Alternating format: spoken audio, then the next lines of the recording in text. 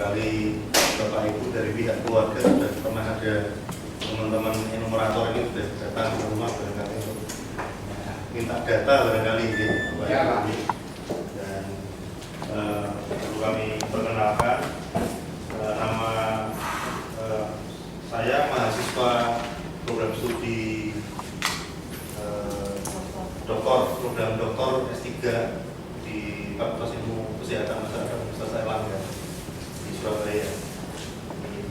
Kami beberapa waktu yang lalu kan mengambil data di masyarakat di Kota Semarang ini. Kemudian perlu kami juga perkenalkan itu yang berbaju merah, promotor kami, Profesor Katarina dari Airlangga.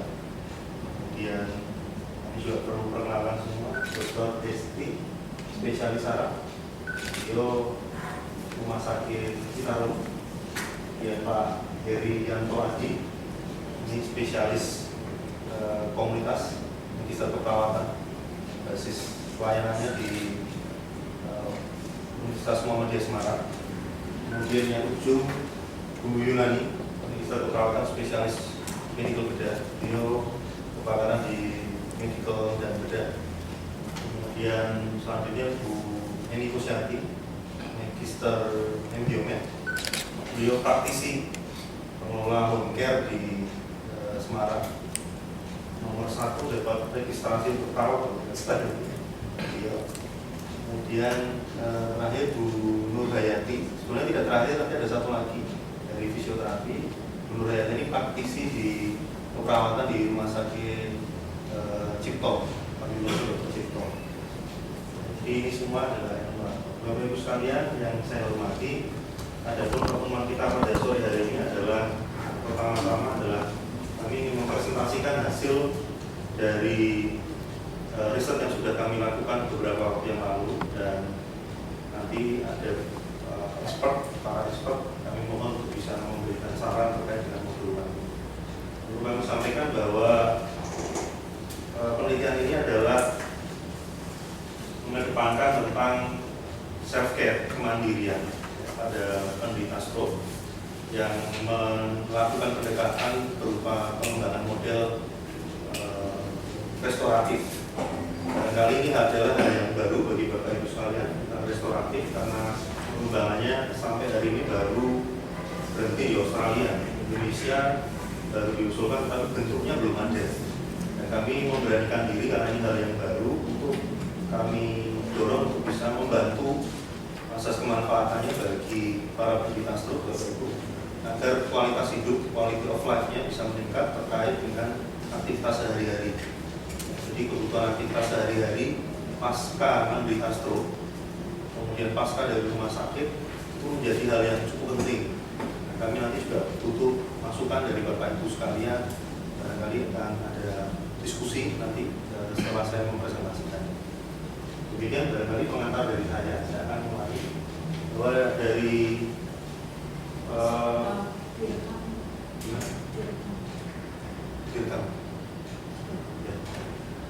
bahwa perlu diketahui bahwa dari 65 responden kami, 43 itu adalah berjenis kelamin laki-laki, kemudian mayoritas berjenis kelamin laki-laki, kemudian mayoritas pendidikannya adalah SMA, kemudian pekerjaannya mayoritas adalah pedagang. Kemudian Bapak-Ibu sekalian, pada keadaan umum dari hasil data kami mendapatkan bahwa mayoritas tidak pernah jatuh pada minggu terakhir. Kemudian untuk sebulan terakhir itu mayoritas mengatakan tidak. Selama sakit bervariatif, yang 1 tahun ada yang 5 tahun, mayoritas 1 tahun terakhir. Rata-rata jatuh dengan rata-rata jatuh dalam 1 minggu itu standar deviasinya adalah 1,28 dan rata-rata 0,63. Kemudian sebulan itu 2,36 dengan standar deviasi 3,93. Ada tekanan darah untuk sistolitnya rata-rata adalah 162,38 dengan standar deviasi 11,69. Sedangkan diastolnya adalah 97,07 dengan standar deviasi 7,48. beberapa data terkait dengan faktor risiko untuk yang merokok. 43% mayoritas mengatakan merokok. Untuk konsumsi alkohol mayoritas mengatakan tidak. Ada kondisi kognitif, mayoritas mengalami gangguan ingatan, lupa kejadian sebelumnya, kejadian. Kemudian gangguan bicara mayoritas mengalami sejak kejadian. Ada kondisi mobilitas. Untuk kemampuan berjalan, mayoritas mengatakan tidak ada gangguan, walaupun sebagian besar mengalami hemiplegia.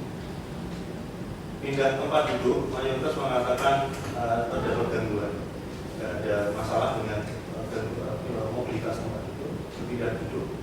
Kemudian untuk pindah tempat tidur, mayoritas mengatakan ya, terdapat gangguan.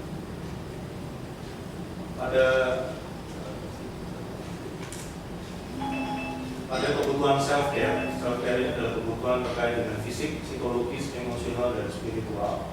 Kita akan mendapatkan bahwa kebutuhan fisik yang dialami oleh Levi Castro, standar deviasi min dan standar deviasi adalah 1,06 dengan standar deviasi 0,75. Medianya adalah 0,83 dengan nilai minimum 0,00 dengan maksimum 2,67 untuk fisik.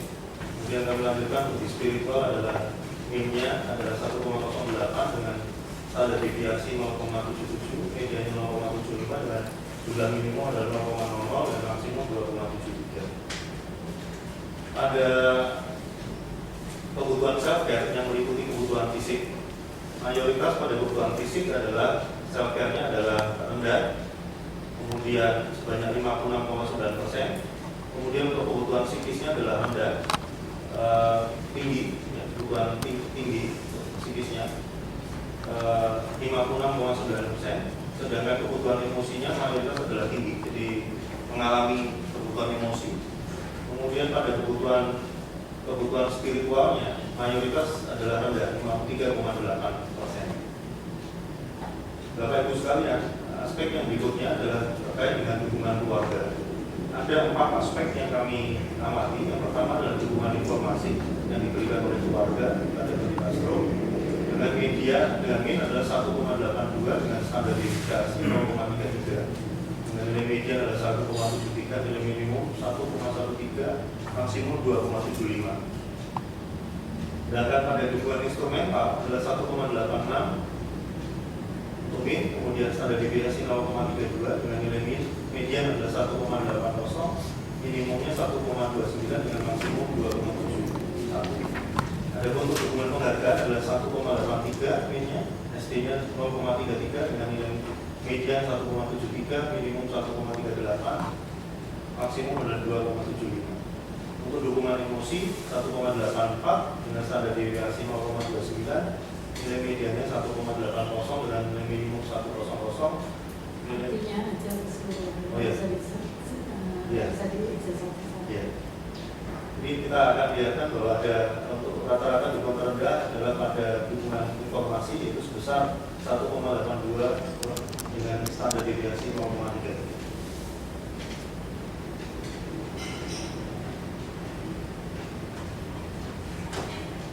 Ada self-care gengsi, Bapak Ibu sekalian, kita mengamati bahwa pada self-care fisik sebagian besar terjadi pada self-care gengsi, sebagian besar terjadi pada self-care fisik 1,41 dengan standar deviasi 0,79, sedangkan pada self-care gengsi paling rendah adalah pada self-care emosi 1,34 dengan standar deviasi 0,79. Berdasarkan kategori untuk masing-masing indikator seperti terlihat pada tabel berikut. Mayoritas pada self-care gengsi fisik itu mayoritas adalah tinggi, pada psikologis tinggi 56,9%, emosional adalah 52,3%, dan spiritual adalah rendah 50,8%. Self-care gengsi untuk pada self-care gengsi totalnya adalah mayoritas adalah tinggi. Asuhan keperawatan kami melihat dari 3 aspek. Yang pertama adalah kemampuan self-efficacy, kemudian kemampuan self-management, dan terakhir adalah kemampuan self-regulasi. Pada masing-masing item kami melihat berdasarkan aspek keputusan, kemandirian, disiplin, keluarga, lingkungan, dan suasana. Ada tabel di atas, kami melihat mendapatkan bahwa indikator self-efficacy tertinggi adalah pada aspek self-efficacy adalah pada aspek kemandirian, di mana mean-nya adalah 2,11 dengan media nilai standar deviasi 0,67, sedangkan yang paling rendah adalah pada aspek lingkungan. Rata mean-nya 205 dengan standar deviasi 0,72, dan keluarga ini 205 dengan standar deviasi 0,72. Pada aspek self-management rata-rata lebih tinggi pada indikator keputusan, pada pengambilan keputusan, di mana mean-nya adalah 2,10 dengan standar deviasi 0,69, dan aspek lingkungan. Sedangkan rata-rata lebih rendah pada indikator disiplin, kemampuan disiplin pada keluarga dengan mean 2,05 dengan standar deviasi 0,75.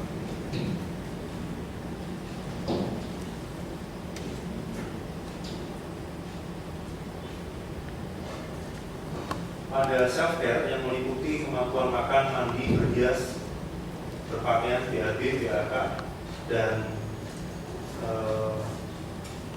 transfer mobilisasi, kami mendapatkan bahwa self-care indikator tertinggi adalah pada transfer di gangguan mobilisasi 8,47,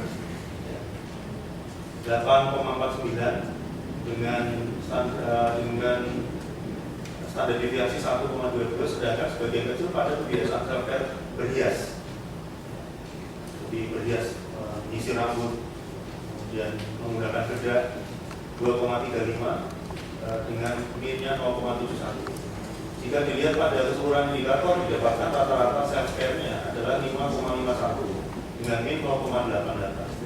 Jadi jika dilihat dari aspek kategori untuk masing-masing indikator, dapat kita lihat bahwa mayoritas pada makan adalah rendah, di kemampuan makan yang rendah, kemampuan mandinya juga rendah, kemampuan berhiasnya adalah rendah, berpakaian rendah, BAB-nya rendah, BAK-nya rendah, toiletnya juga rendah, kemudian transfernya juga rendah, sedangkan untuk self-care secara total itu mayoritas sudah tinggi, rendahnya 40%.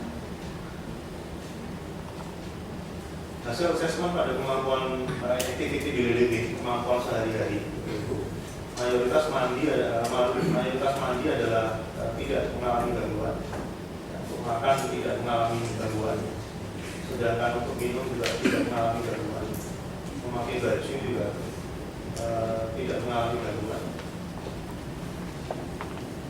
Mengalami gangguan, mayoritas mengalami gangguan, bisa mengerjakan sendiri minoritas.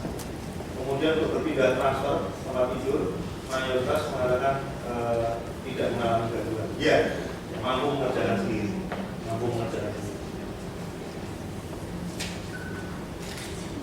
Untuk sensori motoriknya, rasa raba tangan mayoritas mengalami problem, ya. Mayoritas tidak mengalami problem, 56,9%. Rasa raba kaki tidak, 28,5%. Memegang ganda mengalami gangguan 43,1%. Gerakan tangan kanan tidak mengalami gangguan 56,9%. Tangan kiri 53,8%. Kemudian menggerakkan kaki kanan ini juga mayoritas tidak, menggerakkan kaki kiri juga tidak.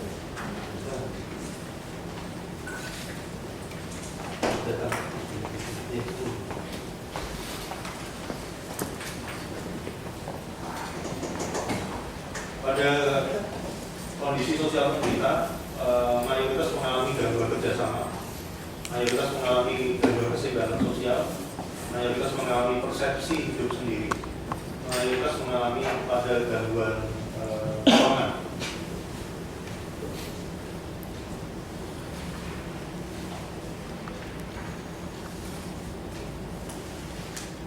Jadi kami melakukan konfirmatory dari kami dapatkan bahwa self-care adalah semuanya valid dan reliable, baik makan, mandi, berhias, berpakaian, BAB, BAK, toilet, dan transfer.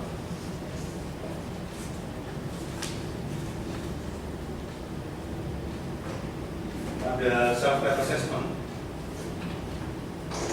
kemampuan untuk melakukan assessment, kami mendapatkan bahwa ada satu variabel emosi yang tidak reliable, sedangkan untuk fisik, psikologi, dan spiritual semuanya valid dan reliable.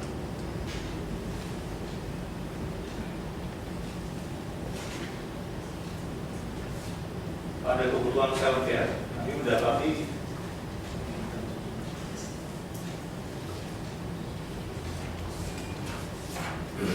kebutuhan self-care juga sama, kalau ada satu yang tidak adalah emosi.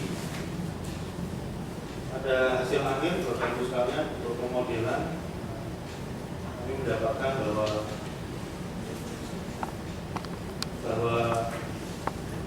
ada dua yang menunjukkan hasil yang negatif. Yang pertama adalah aspek hubungan keluarga terhadap aspek. Ini menjadi pertimbangan kami bahwa kami melihat aspek ini belum muncul. Ya, kenapa tidak ada hubungan? Kami menduga karena tidak ada intervensi atau perlakuan. Jadi perawatan selama ini apa adanya saja, sehingga kami melihat bahwa aspek hubungan keluarga dan aspek ini menjadi faktor pendongkrak kemampuan self-care, meliputi mandi sampai ke toileting tadi atau transfer tadi, apabila didongkrak oleh kemampuan hubungan keluarga dan aspek. Demikian Bapak Ibu terkait dengan hasil penelitian kami yang kami sudah lakukan beberapa waktu yang lalu, Bapak Ibu sekalian. Mudah-mudahan ini akan kami hasilkan salah satu modul yang bisa berguna untuk Bapak Ibu sekalian. Mungkin saya akan mulai terlebih dahulu. Sudah waktunya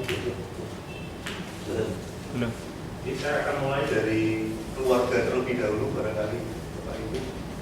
Mungkin untuk share pengalaman saja, apakah pasca stroke memang yang Bapak atau Ibu jumpai itu, apakah muncul masalah yang seperti yang kita hasilkan tadi terkait dengan mandi, makan.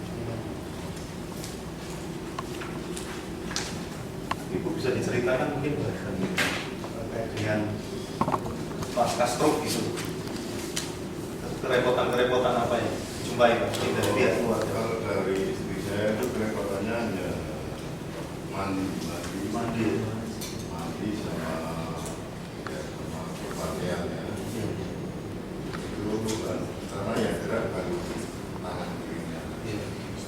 Jadi selama ini Bapak waktu mengetahui Ibu setelah mengalami stroke begitu, kira-kira apa upaya yang sudah dikerjakan oleh keluarga? Ya, selama saya mengetahui gejalanya kan karena waktu itu nggak pernah sakit ya. Ini kita cerita dari awalnya. Dan kita tahu itu istri saya tidur koma gitu. Saya bawa ke rumah sakit. Setelah di sana ternyata sudah pendarahan letak. Nah itu dioperasi. Kaitannya dengan hubungan yang dilakukan oleh keluarga setelah Ibu ini mengalami kejadian stroke itu, terkait dengan mulai dari mandi, tentunya hubungannya kayak apa? Ya, setelahnya kita kan untuk mandi, untuk terapi gitu. Lalu saya selalu pendekatan supaya dia punya rasa semangatnya besar. Mandi dan segala macam tidak ada yang dibantu, hanya Saya bantu. dibantu. Mandi, berpakaian saya bantu. Sampai sejauh apa kira-kira dari keluarga itu melepas sendiri si Ibu gitu? Kira-kira maksudnya dibantu, kemudian ada nggak tahapan Ibu bisa melakukan sendiri gitu? Atau semuanya sampai saat ini tetap dibantu? Kalau sampai saat ini masih hanya mandi sama pakaian. Kalau dulu kan semuanya kita bantu. Iya. Sifatnya periodik begitu? Iya. Periodik. Jadi mungkin dari keluarga, kira-kira kalau dari petugas kesehatan atau pihak rumah sakit, Bapak pasca rumah sakit itu pernah nggak dapat bentuk pelatihan gitu, harusnya mandinya tekniknya begini? Belum, tidak pernah. Tapi dibutuhkan oleh pihak keluarga ya? Sebetulnya iya. Nah selama ini yang dilakukan itu berdasarkan kemampuan Bapak sendiri atau kemampuan Bapak sendiri? Baik, Pak. Terima kasih Pak. Menurut dari keperawatan bagaimana Bu seharusnya? Kalau dari aftercare dari rumah sakit itu apakah memang sebetulnya ada pedoman khusus yang harusnya disiapkan oleh rumah sakit pada sebelum pulang ke rumah sakit? Silakan. Untuk di dalam rumah sakit saja selama proses terapi atau pengobatan memang fokus pada permasalahan klinis. Tapi sekarang memang didorong agar pada saat pulang itu ada bekal khusus yang diberikan untuk informasi setelah di rumah sakit apa yang harus dilakukan. Hanya saja karena sistem kita itu memang belum ada keterkaitan cukup antara institusi pelayanan kesehatan dengan tempat-tempat rujukan yang paling dekat dengan tempat tinggal keluarga dan pasien, sehingga memang proses perawatan lanjutan di rumah itu tidak berkesinambungan. Jadi karena memang tidak ini ya, referralnya yang tidak berjalan. Sistem memang belum terbentuk sehingga disadari ada kebutuhan tetapi realisasi belum optimal.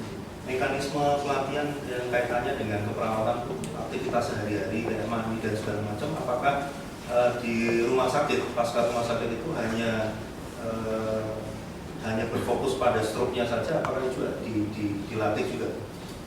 Pasca perawatan pasca perawatan dari rumah sakit atau selama perawatan di rumah sakit? Selama perawatan di rumah sakit untuk edukasi dalam hal pendampingan pasien kepada keluarga, setiap institusi punya kebijakan sendiri-sendiri ya. Jadi cara melibatkan keluarga dalam menolong pasien yang sedang sakit itu penerapannya beda-beda. Ya, kalau kami di rumah sakit, kalau kita melakukan tindakan, keluarga berada di dekat untuk melihat langsung bagaimana proses itu dilakukan. Menurut Bu Eni, barangkali sebagai praktisi di lapangan selama ini menjumpai kasus stroke di masyarakat itu kayak apa perlakuan? Terkait dengan permasalahan yang ada itu, yang kami lakukan itu banyak diminta bantuan terkait dengan masalah motorik dan sensorik. Jadi penurunan sensasi kemudian motorik itu satu komplikasi yang muncul itu ke arah luka itu. Ya, ini lebih banyak kami menangani ke arah komplikasi yang terjadi terutama akibat dari mobilisasi yang Pernah nggak ada yang sampai menanyakan barangkali nanti kaitan dengan fisioterapi? Pernah nggak ada yang meminta sampai ada kebutuhan alat adaptif gitu? Karena Bapak tadi yang mandi kan tidak ada masalah ya Pak? Tidak bermasalah ya, mungkin. Kalau ke belakang itu ke belakang bisa. Bapak menggunakan yang duduk atau yang jongkok itu? Ya, Duduk ya, sudah duduk. Yang saya mulai duduk. Ibu? Ya, saya mandiri sendirian, Pak. Oh, bisa mandi sendiri. Kalau mungkin itu Maksud saya sang mandiri saya. oh, Bapak yang mandiin semuanya. Iya. Oh, gitu. Tapi nggak pernah diajari dilepas gitu ya, Pak? Nah, itu Ya. belum nggak bisa masih lemes itu. Ya, saya terapi tiap mandi, tiap saya terapi. Jadi alat adaptif tidak pernah diminta ya oleh pihak keluarga gitu. Selama ini belum ada kebutuhan itu. saya lebih ke arah ini ya Pak, komplikasi tadi ya dari mobilisasi itu karena restoratif yang disampaikan Pak Ferry itu kan sebetulnya untuk mengatasi masalah perekonomian kan gitu.